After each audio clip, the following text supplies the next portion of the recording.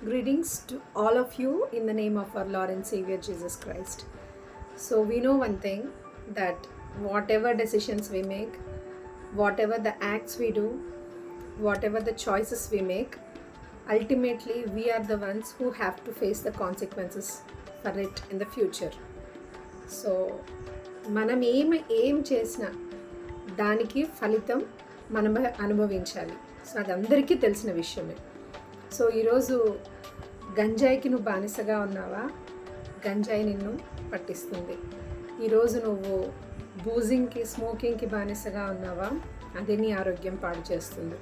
ఈరోజు నువ్వు డ్రగ్స్కి బానిసగా ఉన్నావా? అదే నిన్ను పట్టిస్తుంది. ఈరోజు నువ్వు మరి మత్తు పదార్థాలకి బానిసయ్యావా? లేకపోతే పాన్, గుట్కా వీటికి బానిసయ్యావా? అదే నీ ఆరోగ్యం పాడు చేసి లాస్ట్కి నీ కుటుంబం నుంచి, నీ ఆరోగ్యం నుంచి నిన్ను నాశనం చేస్తుంది.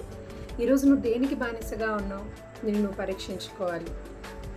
బానిసత్వం అనేది ఒక పాపం, ఒక చెడు, అది చేయరాని తప్పు, అది ఆరోగ్యం పాడు చేసేది, కుటుంబం నుంచి మనం దూరం చేసేది. అంటే డెఫినెట్గా మన ఆరోగ్యానికి ఇబ్బంది కలిగించేది అంటే అది తప్పు, అది పాపం, అది చేయకూడదు.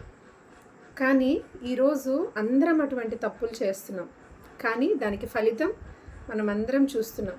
చాలామంది మత్తు పానీయాలకి బానిసయి పాపం చేసి ఈ రోజున జైలు పాలయ్యి ఉంటున్నారు. ఈ రోజున మరి కటకటాల వెనుక ఘోరమైన శిక్ష అనుభవిస్తున్నారు. అటువంటి పాప జీవితం నుంచి మనందరికీ విముక్తి కలిగించడానికి ఈరోజు మన యేసు ప్రభు, మన పరలోకపు తండ్రి ఆల్రెడీ మనం చేసిన పాపాల కోసం చేతుల్లో మేకులు, కాళ్ళల్లో మేకులు, తన శరీరం అంతా ఆయన గాయం అనుభవించారు. అంటే మనం అనుభవించాల్సిన శిక్షకి మారుగా తన పరిశుద్ధమైన రక్తాన్ని కార్చి మనందరికీ పాప విమోచన ఆల్రెడీ ఆయన సిలువలో కార్చారు, ఆయన సిలువలో కరిగించేశారు. ఈరోజు మరి ఆ పరిశుద్ధ రక్తాన్ని ఆశ్రయించి పాపము అనే బానిసత్వం నుంచి విడుదల పొంది కొత్త జీవితాన్ని ప్రారంభించి దేవుని దగ్గర మోకరించి ప్రార్థన చేసినప్పుడు ప్రపంచాన్నే జయించగలిగిన వాళ్ళం అవుతాం. మనం ఇంకొకరికి మార్గదర్శకంగా ఉన్న వాళ్ళం అవుతాం. ఈరోజు మరి మత్తు పదార్థాలకి బానిసగా, మరి పోనోగ్రఫీ వీడియోస్కి బానిసగా, మరి సెల్ ఫోన్కి బానిసగా, పనికిరాని వ్యర్థమైన వాటికి బానిసగా ఉండి నీ జీవితాన్ని పాడు చేసుకుంటావా?